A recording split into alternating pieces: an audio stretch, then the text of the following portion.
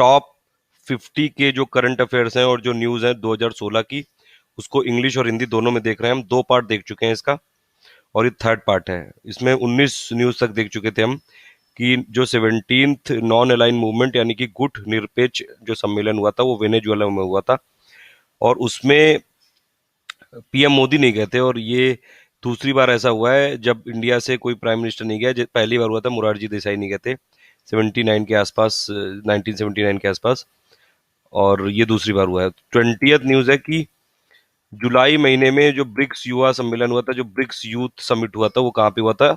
गुवाहाटी में, तो आप याद रखिएगा। फिर ये 21वीं न्यूज़ है कि मध्य प्रदेश गवर्नमेंट ने एक्चुअली एनीमिया फ्री करने के लिए मध्य प्रदेश को एक ये अभियान चलाया है, इसको बोलते हैं लालिमा अभियान। 1 नवंबर से ये स्टार्ट हुआ है। तो अनीमिया मुक्ति के लिए लालिमा अभियान किस स्टेट ने चलाया है? ये न्यूज़, ये करंट अफेयर्स है, और ये चलाया है मध्य प्रदेश ने। ये आप एकदम रट लीजिए इसको। ये जो टॉप 50 के करंट अफेयर ये मोस्ट इंपॉर्टेंट है और ये हर एग्जाम के लिए इंपॉर्टेंट है, आप याद रखिएगा। एज इंडियन भी आपको ये सब जानने चाहिए। तो ये मैं अभी लाया हूँ, और टॉप 500 का भी मैं सोच रहा हूँ, लेकिन मुझे कमेंट चाहिए कम से कम 100। अगर 100 कमेंट आपके आ गए इस वीडियो पे, तभी मैं उसको स्टार्ट करूंगा। कि अगर 100 लोगों की कम से कम डिमांड होनी चाहिए, तभी बनाएंगे उसको। टॉप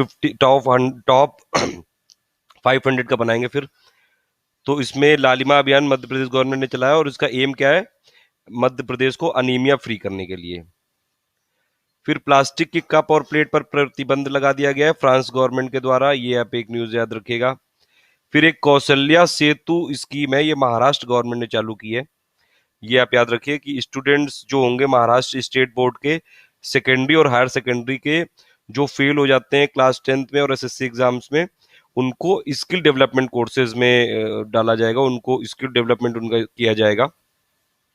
ये इसलिए किया जाएगा कि ताकि जो भी स्टूडेंट फेल हुए हैं 10th क्लास में और एसएससी एग्जाम में, वो उनका साल बर्बाद ना हो और उनको स्किल डेवलपमेंट भी मिल जाए। तो एक तरह से ये स्किल इंडिया जो मिशन है प्रधानमंत्री मोदी जी का 2020 का, उसको सपोर्ट करने के लिए है।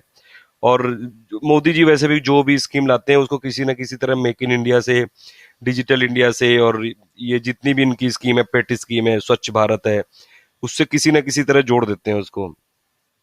और महाराष्ट्र में भी बीजेपी की गवर्नमेंट है, तो इसीलिए ये अच्छा एक प्रयास है कि कौशल्या सेतु इसका नाम है।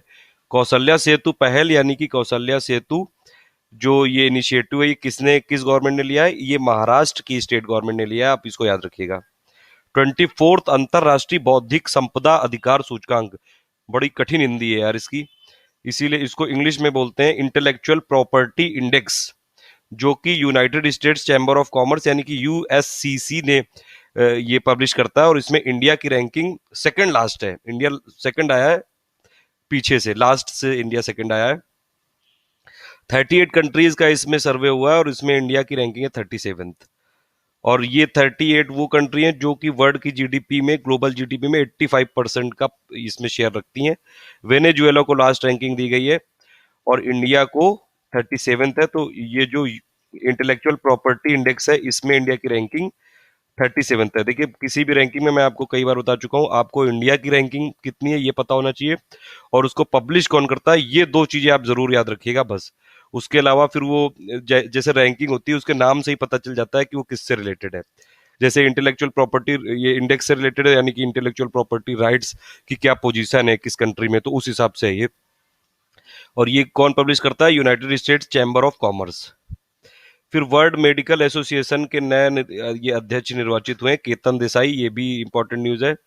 उत्तर प्रदेश में गांवों को स्मार्ट, देखिए आरओ जो एग्जाम है उसके लिए स्पेशली है ये, बाकी भी एग्जामों में यूज कर सकते हैं इसको।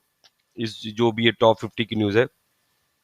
उत्तर प्रदेश में देखिए पूरे इंडिया में तो स्मार्ट सिटी बनाने की बात चल रही है, लेकिन उत्तर प्रदेश गवर्नमेंट ने गांवों को स्मार्ट बनाने की एक योजना बनाई है और उसका नाम है आई स्पर्श।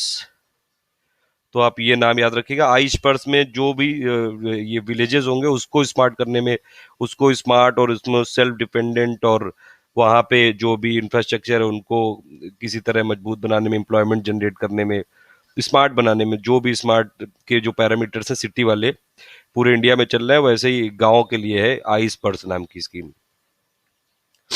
फिर अमेरिका ने क्यूबा में अपना जो राजदूत नियुक्त किया है वो है जेफरी डेला रेंटिस।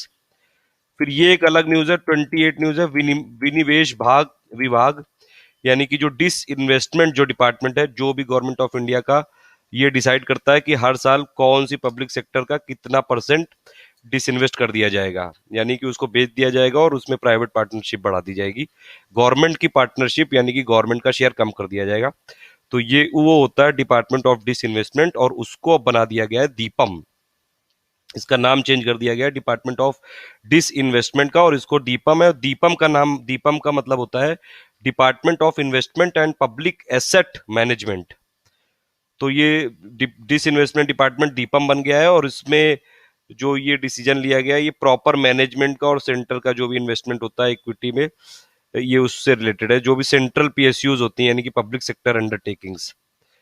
फिर है 29 न्यूज है, भारत का पहला निकिल धातु संयंत्र प्रारंभ हुआ है कहाँ पे, यानी कि इंडिया का first facility to produce nickel, ये किसने लॉन्च किया है, किस कंपनी ने, हिंदुस्तान कॉपर लिमिटेड ने, और ये किया है घाटशिला में, झारखंड में।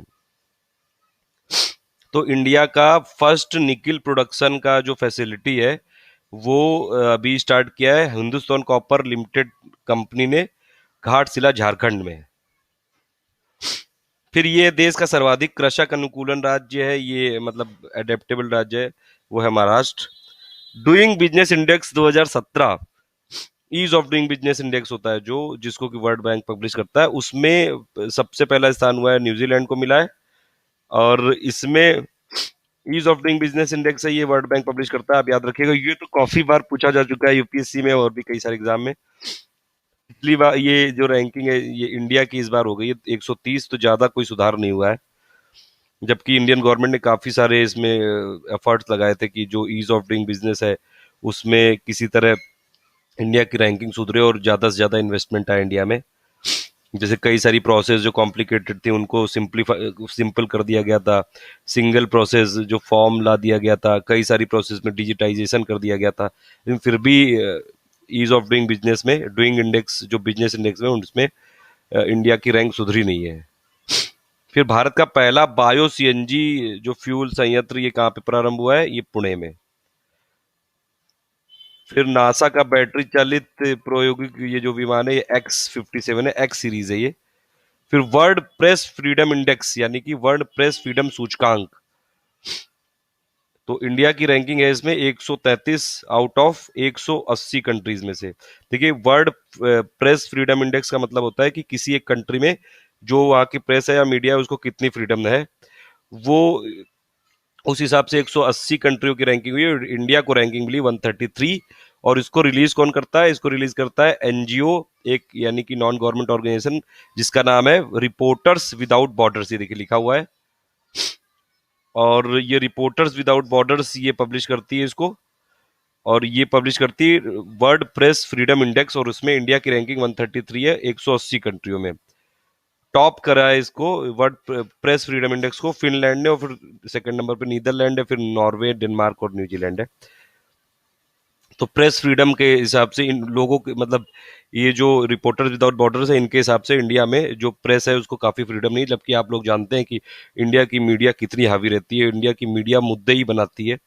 अभी तक इंडिया की मीडिया मुद्दे बनाती थी, खैर अब सोशल मीडिया ने थोड़ा उसको ओवरटेक कर लिया है, तो अब सोशल मीडिया से थोड़ा मीडिया डर रही है। लेकिन मतलब ये तो है कि इंडिया में फ्रीडम तो मीडिया को काफी ज्यादा है, पता नहीं लेकिन फिर भी इन इन लोगों के ऐसे पैरामीटर रहते हैं कि अभी भी इंडिया की रैंकिंग काफी खराब है। फिर भ्रष्टाचार बोध सूचकांक में भारत की रैंक है, यानी कि जिसको बोलते हैं करप्शन परसेप्शन इंडेक्स।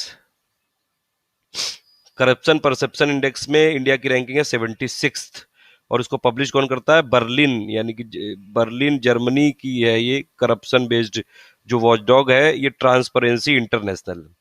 तो करप्शन परसेप्शन इंडेक्स को पब्लिश करता है ट्रांसपेरेंसी इंटरनेशनल, और उसमें इंडिया की रैंकिंग है 76 आउट ऑफ 168 कंट्री। तो आप इसको याद रखिएगा, किसी भी इंडेक्स में दो चीजें, इंडिया की रैंकिंग और उसको पब्लिश कौन करता है, तो आप इसमें याद रखिएगा। जैसे ये जो वर्ल्ड प्रेस फ्रीडम इंडेक्स में इंडिया की रैंकिंग 133 है, और जो करप्शन परसेप्शन इंडेक्स में इंडिया की रैंकिंग है 76। बाकी अभी नेक्स्ट पार्ट में करते हैं, फोर्थ पार्ट में, ये थर्ड पार्ट है इसका। प्लीज यार कमेंट करके बताइए कि आपको 500 वाले चाहिए कि नहीं। टॉप 5